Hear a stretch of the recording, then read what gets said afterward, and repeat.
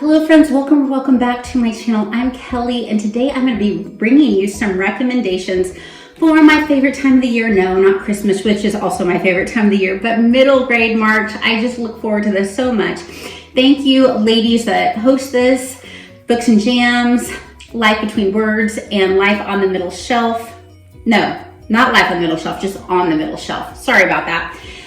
They host this year after year and come up with some great prompts. Now there is a group read this time, and that is Max and the House of Spies by Adam Gidwitz. It sounds like it will definitely hit historical fiction and name, although I don't know, it could hit some of the other prompts as well. But the first one I'm going to talk about, now there's going to be a lot of crossover between a lot of the books that I have, between, you know, if they have a name on the cover or they're by a BIPOC author or historical fiction. So let me just read out all the prompts to you guys and then we'll go through and I'll tell you what books are for more than one prompt. So we have name in the title, books on the cover, historical fiction, siblings featured, and a BIPOC author. So we're going to start with names on the cover first. We've got Nevermoor, The Trials of Morrigan Crow. This is such a wonderful world. Morrigan is a cursed child and she ends up being saved from a life of dying young by a man named Jupiter, who takes her to the world of Nevermoor, and it is just so magical, beautiful, cozy. I just enjoy these books. So More by Jessica Townsend. My daughter loves them too.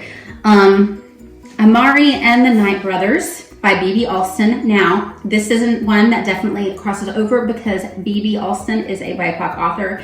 Amari is a girl that she has powers she did not realize, and there is a little bit of a sibling connection in this story as well.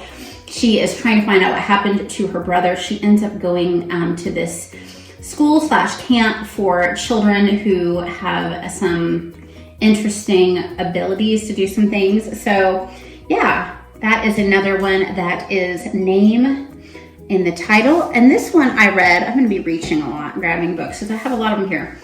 Pax. This is about a boy and his wolf that gets separated. He had rescued this wolf when he was just a baby and saved him, and they get separated and he is trying to go through many miles to get reunited with his wolf. And this is by Jon Klassen.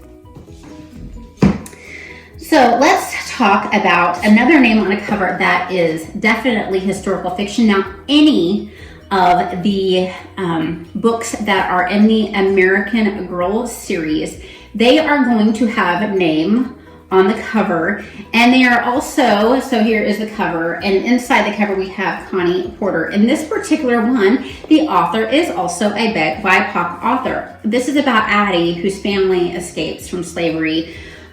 So any of the American Girl books will hit the name in the historical fiction, but the Addy books I feel are especially impactful. All right, we're going to jump to a couple of books that have books on the cover. So this is the Bookwanderers by Anna James. Such an enchanting book where a little girl discovers that she can wander into stories to you, get to hang out with Anne of Green Gables, Alice in Wonderland, and more.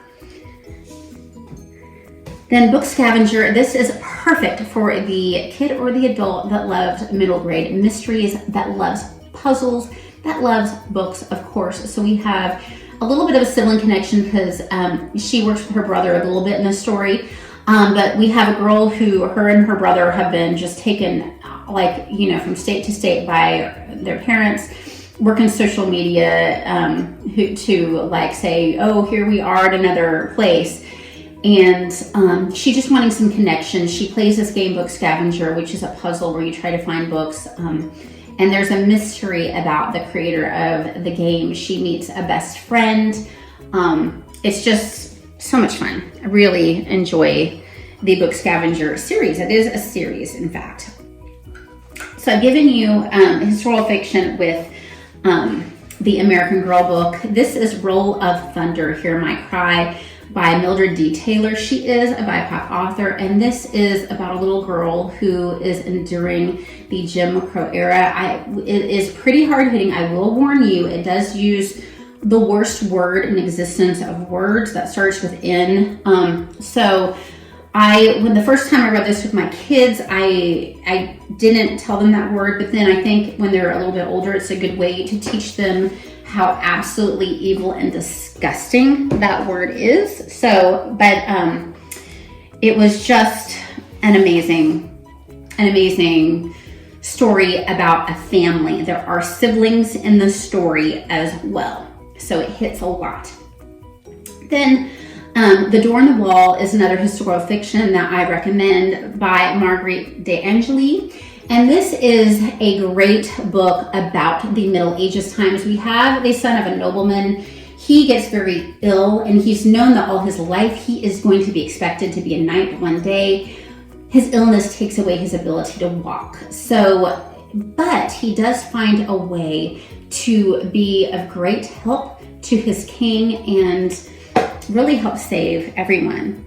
So sibling story is another prompt, and this is also a historical fiction book. We have the very typical Lion, Witch, and the Wardrobe by C.S. Lewis. You just can't leave that off of sibling story. We have The Pevensey Children. This book is even more on our heart right now. My daughter and I reread this late November, early December, because she is doing the ballet of The Lion, the Witch, and the Wardrobe in May. And she will be playing the oldest daughter, Susan. Of course, we have the Lion, Aslan. There is no more of a beautiful magical land than Narnia.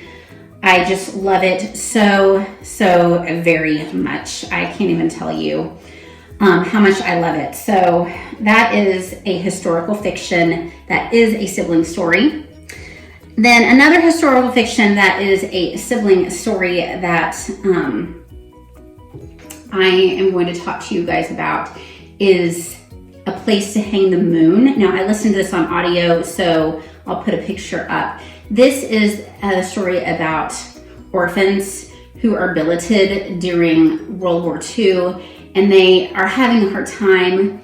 A librarian gives them a lot of kindness, and they're trying to keep the fact that they do have an inheritance a secret, and that they are orphans a secret, because they don't want people to take advantage of them. But their lawyer is just kind of having them feel out if there's anybody there that would make a good family for them.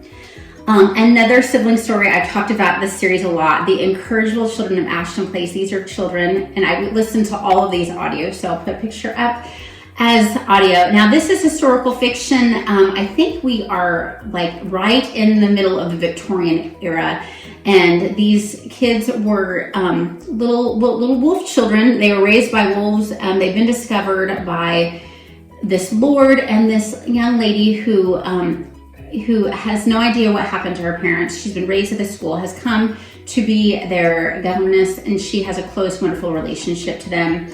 So we've got historical fiction and sibling story all in one. So that is a great, wonderful story.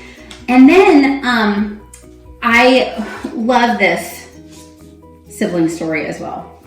With so much hope, wonderful middle grade fantasy, The Wing Feather Saga by Andrew Peterson. The first one in the series is On the Edge of the Dark Sea of Darkness.